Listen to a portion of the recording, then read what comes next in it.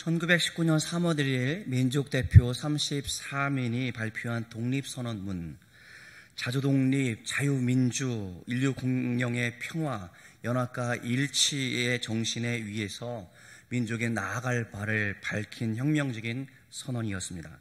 3.1 만세운동의 기점으로 대한제국이 대한민국으로 왕권 중심의 세상은 이제 민권 중심의 세상으로 신민은 국민으로 전환되었고 광복과 함께 우리나라는 비로소 민주공화국으로 출발하게 되었습니다. 그제 3.1 만세운동 100주년을 우리가 보냈습니다. 우리가 수많은 사람들이 헌신했고 희생하였습니다. 그 중에 기독교인들 가운데도 얼마나 많은 사람들이 희생이 되었는지 우리는 잘 알고 있습니다. 그러한 믿음의 선진들의 감사하는 마음입니다. 100주년을 지나면서 우리 자신이 한번 돌아봤으면 좋겠습니다. 우리 기독교는 과연 이 시대 가운데 어떠한 영향력을 미치고 있는지 곰곰이 생각해보는 시간이 되었으면 좋겠어요. 여러분, 우리는 두 개의 국가에 속하여 살고 있습니다. 하나는 이 지상의 국가일 것이고 또 하나는 하나님 나라, 영적인 하나님의 나라에 속해 있는 사람들입니다. 물론 우리에게는 하나님의 나라가 더욱더 우선시되는 관심사이겠습니다만은 지상의 국가도 도외시할 수는 없습니다. 기독교에는 국경이 없다. 그러나 그리스도인들에게는 조국이 있다라고 말하고 있습니다. 하나님을 사랑하는 사람들은 자기 나라 민족도 사랑해야 함을 말해주고 있는 말인 것 같습니다. 성경의 인물들은 어떻습니까? 성경의 인물들은 자기 민족과 조국을 사랑했던 사람들이라고 말해주고 있습니다.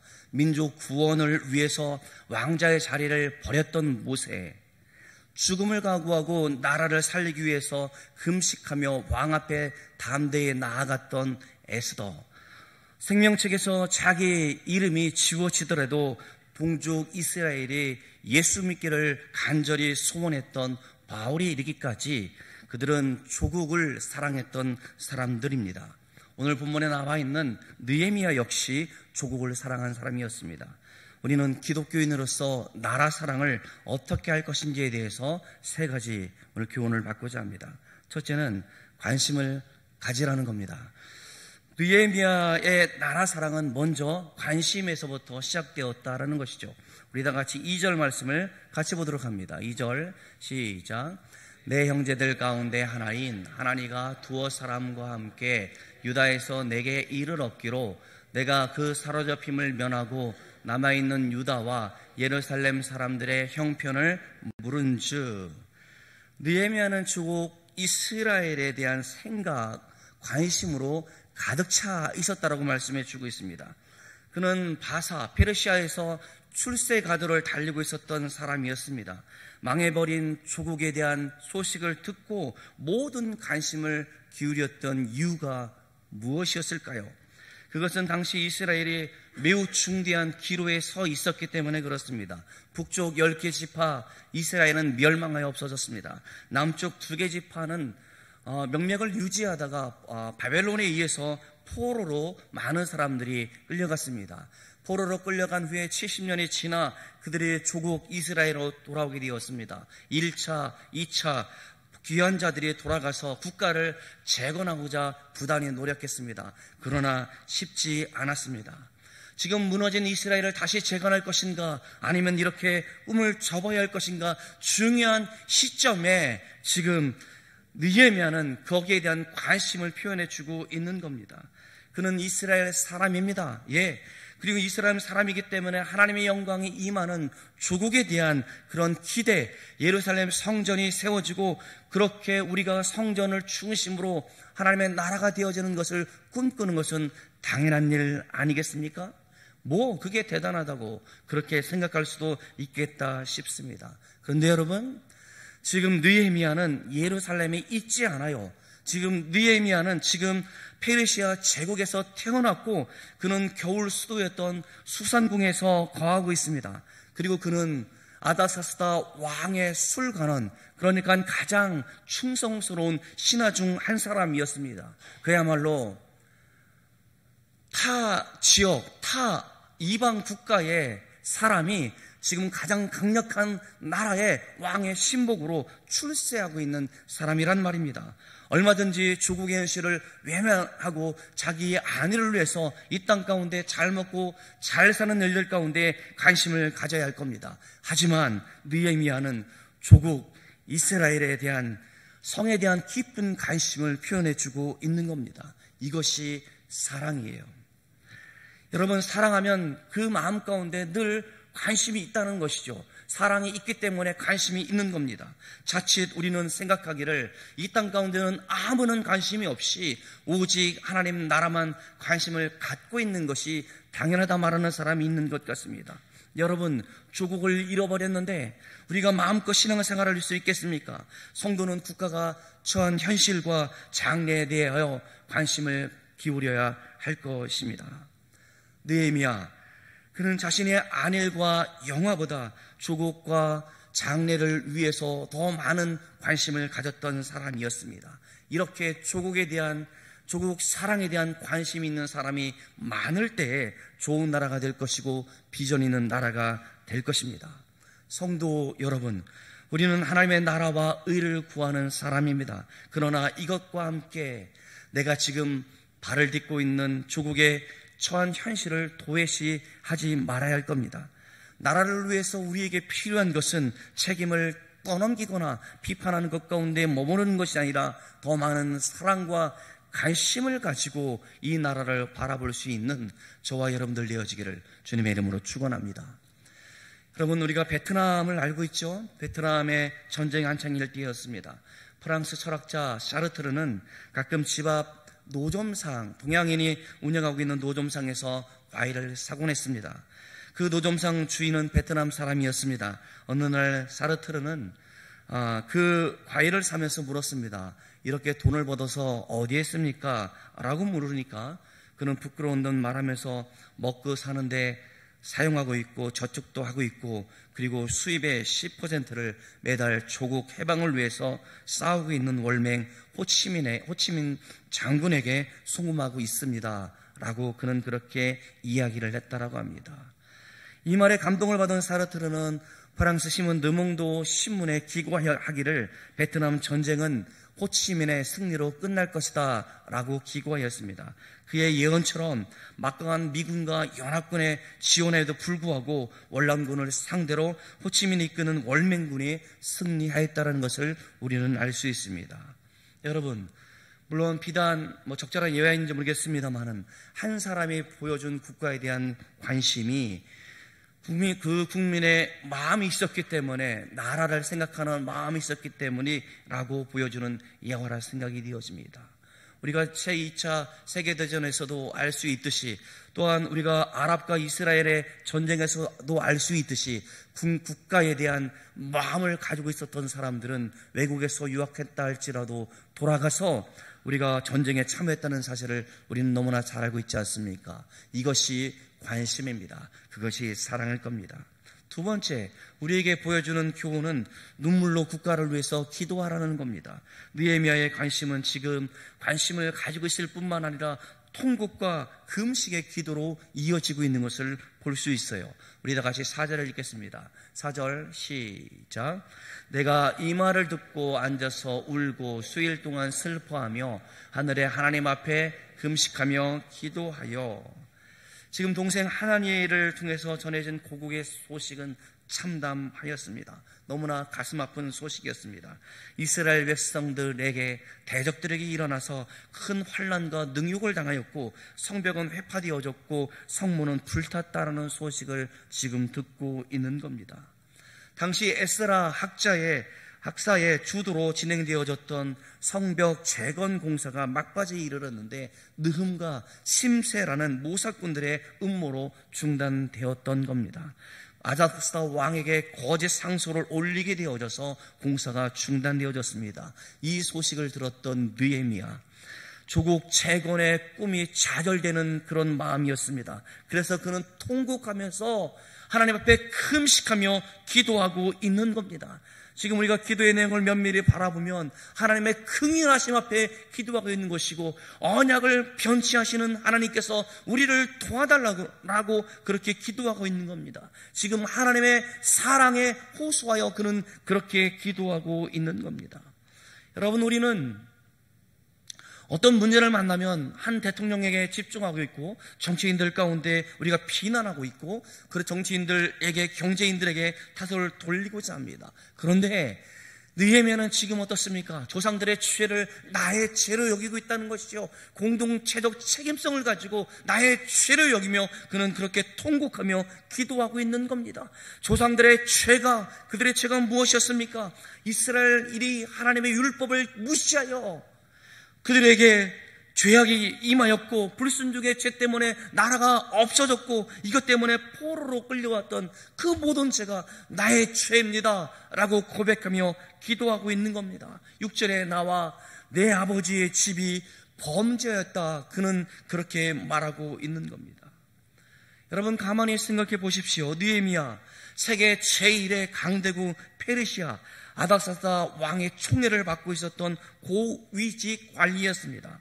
어쩌면 황제를 찾아가 도와달라는 그 말 한마디면 어쩌면 그 모든 것이 끝날 수 있을 겁니다. 그러나 느헤미야, 그는 왕을 찾아간 것이 아니라 만왕의 왕이신 하나님 앞에 지금 기도하고 있는 겁니다. 그러니까 이스라엘의 문제 해결은 강대국 왕에게 있는 것이 아니라 이스라엘의 참되신 왕이신 하나님 앞에 달려있다라고 그는 고백하며 기도하고 있는 겁니다. 사랑하는 성도 여러분, 하나님 앞에 드리는 믿음의 기도는 민족을 움직일 수 있다는 사실을 오늘 본문을 통해서 다시 한번 새겼으면 좋겠습니다. 우리가 나라를, 민족을 위해서 기도하는 것이 바로 여기 있습니다. 믿음의 기도 가운데 하나님께서 역사하시기 때문에 그렇습니다. 여러분 보세요. 우리가 3.1 만세운동, 세계사적으로도 높이 평가하고 있는 만세운동이었습니다. 혁명으로 여겨지고 있는 그러한 것을 보고 있습니다만 한 일이 아무것도 없더라고 생각이 되어져요. 그저 독립선언을 선포하고 그저 무저항 비폭력으로 만세를 불렀던 그런 운동이었습니다만은, 그러한 운동의 기폭제가 어디서부터 시작됐는지 압니까? 우리가 많은 사건들이 있습니다만은 1919년 그 당시만 하더라도 기독교가 1.5%, 2천만에 1.5%니까 25만에서 30만 정도 되지 않겠습니까? 그렇게 소수였던 기독교인들이 각 학교를 세우고 병원도 세워지고 교회도 세워지게 되어지고 많은 사람들을 가리키고 조국에 대한 마음들을 품게 하였고, 그래서 많은 기독교인들이 만세운동에 참여하게 되었다라는 말입니다. 이것이 복음의 능력입니다. 복음이 이 땅 가운데 심겨졌을 때 민족이 달라질 수 있는 길이 열렸다라는 겁니다. 우리가 우연히 연합국에 의해서 일본이 패망한 게 아닙니다. 하나님께서 역사하사 우리 가운데 조국의 독립을 허락해 주시기 위해서, 해방을 맞이해 주시기 위해서 우리 가운데 하나님께서 역사하신 것을 믿을 수 있는 저와 여러분들 되어지기를 간절히 소망합니다. 애국가의 가사처럼 하나님이 보호하사 우리나라 만세. 여러분, 6.25가 발발했을 때 유엔에서 파병국이 결정되어지는 날, 상임이사국 5개국, 미국, 중국, 소련, 프랑스, 영국 중 한 나라만 반대해도 가결되지 않습니다. 그렇게 모든 나라가 참여했다라고 한다면 우리는 공산화되어졌을 겁니다. 그런데 소련의 대표 밀레크가 불참하게 되어졌습니다. 이게 우연이겠습니까? 아닙니다. 하나님의 역사사 우리로 하여금 우리가 유엔 파병국을 받을 수 있도록 하나님께서 역사하신 겁니다.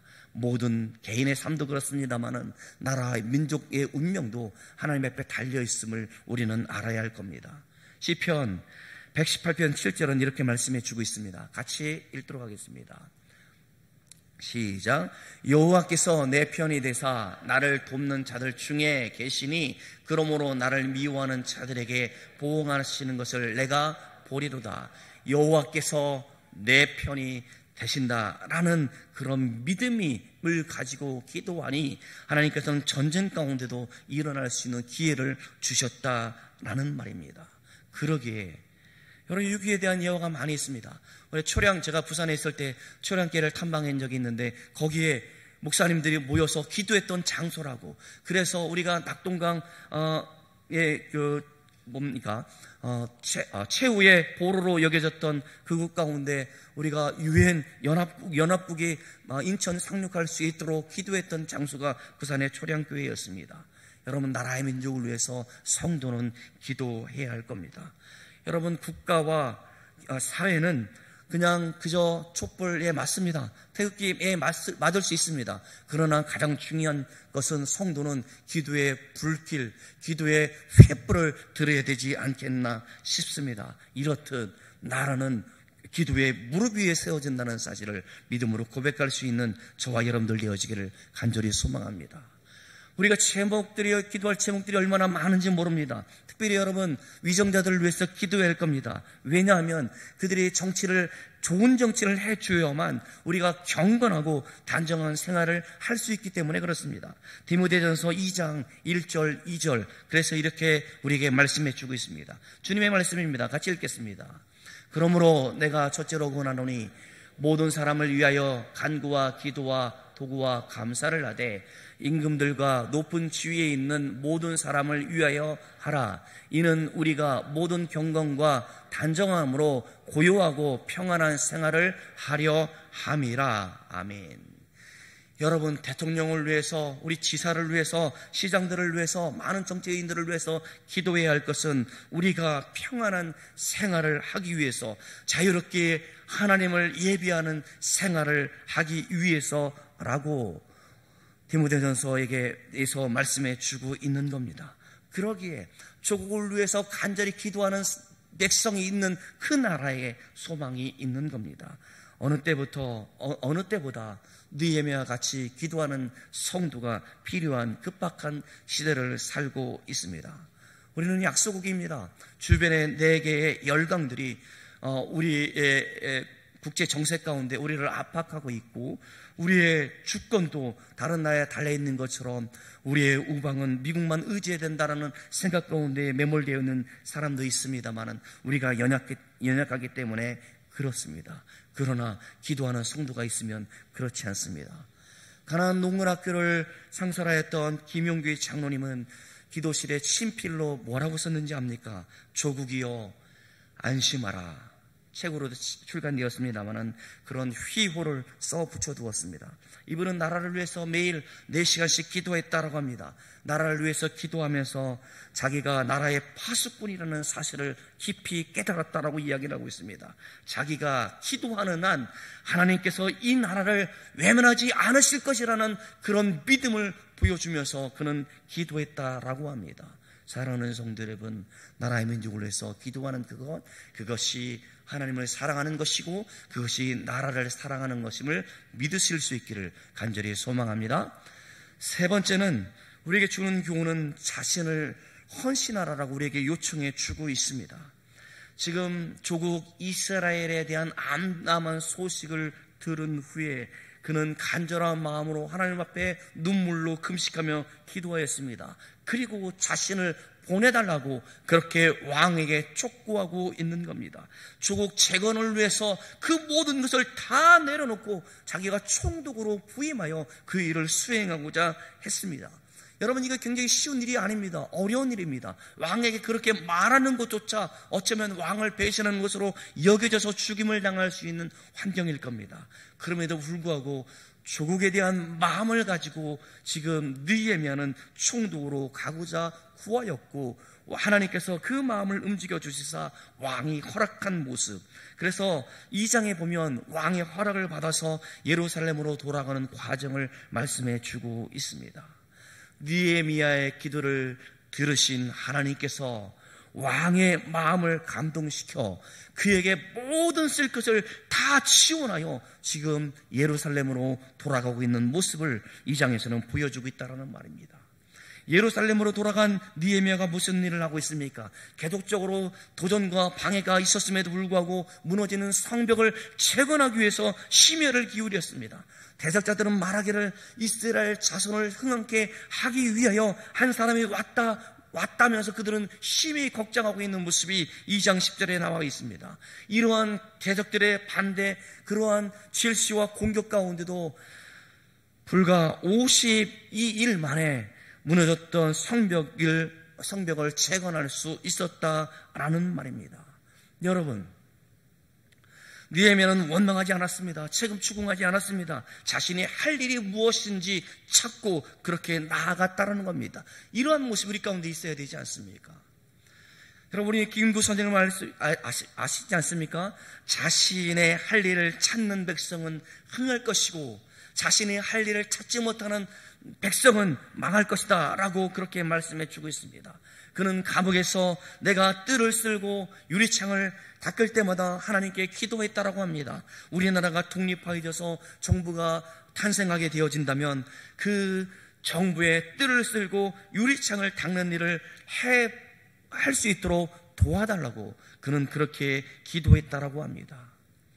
느헤미야, 그는 조국의 비참한 소식을 듣고 눈물을 흘리며 기도하는 것으로 끝나지 않았습니다.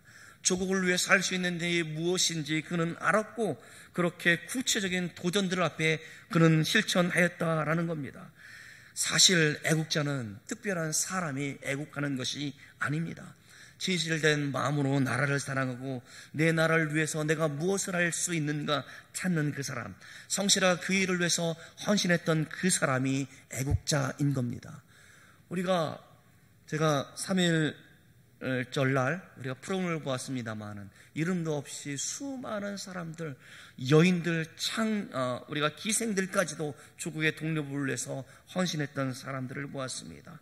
이름도 잘 알지 못합니다. 처음 듣는 사람도 있었습니다. 그러나 그들의 마음 가운데 조국의 독립을 위한 헌신의 마음이 있었기 때문에 그들은 목숨을 두려워하지 않고 그렇게 온 생애를 드렸지 않나 생각해 보았습니다.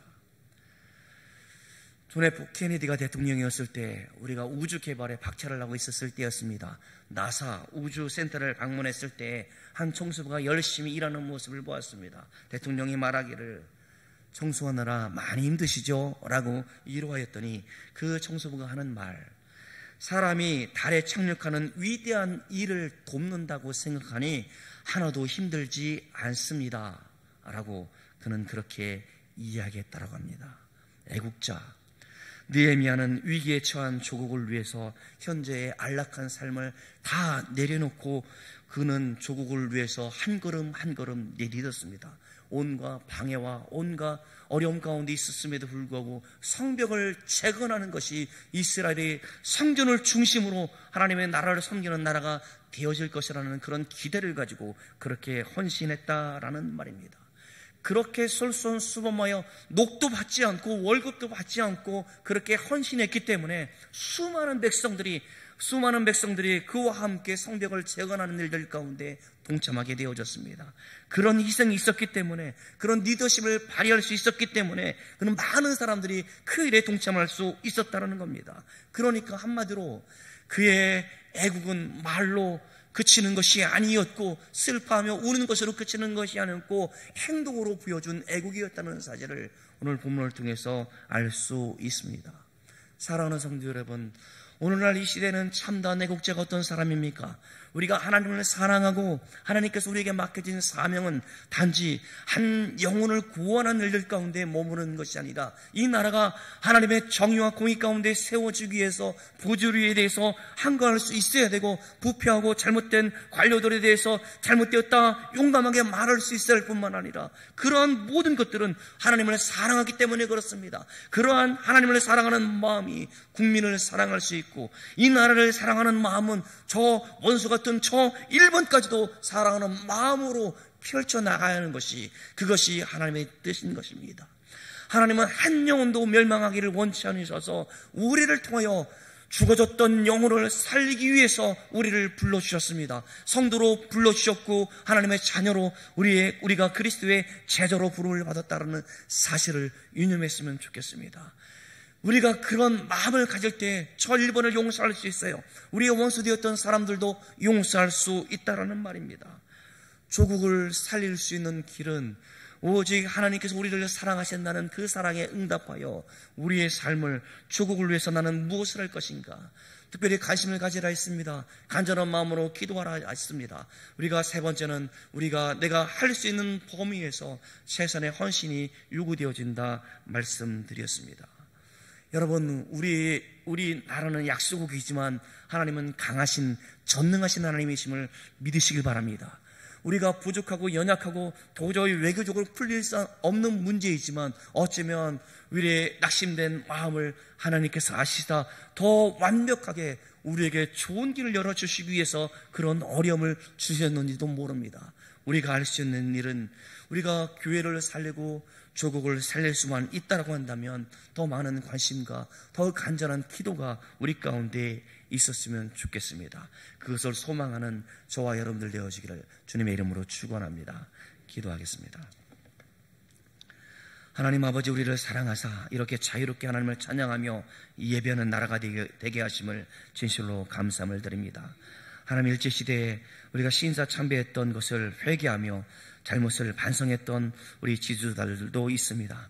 또한 돌아보니 하나님, 우리가 민족을 대적하고 하나님, 우리가 우리가 백성들을 대적하여 많은 고통의 시간들을 보냈던 것이 우리의 현대사였음을 우리는 잘 알고 있습니다. 그러나 하나님, 우리가 잊지 말아야 할 것은 그 어려운 시절 가운데 복음이 이 땅 가운데 심겨졌고 수많은 사람들 가운데 하나님의 나라를 소망하면서 이 땅이 조국의 독립을 위해서 헌신할 수 있는 수많은 성도들이 일어났음을 기억하게 하여 도와주시옵소서. 하나님을 사랑하는 마음이 있었기 때문에 그들이 조국의 독립을 위해서 헌신했던 것처럼 지금 우리에게도 느헤미야 같은 마음으로 관심을 갖고 조국을 위해서 기도할 수 있는 하나님의 백성들이 다 되어질 수 있도록 주여 붙들어 주시옵소서.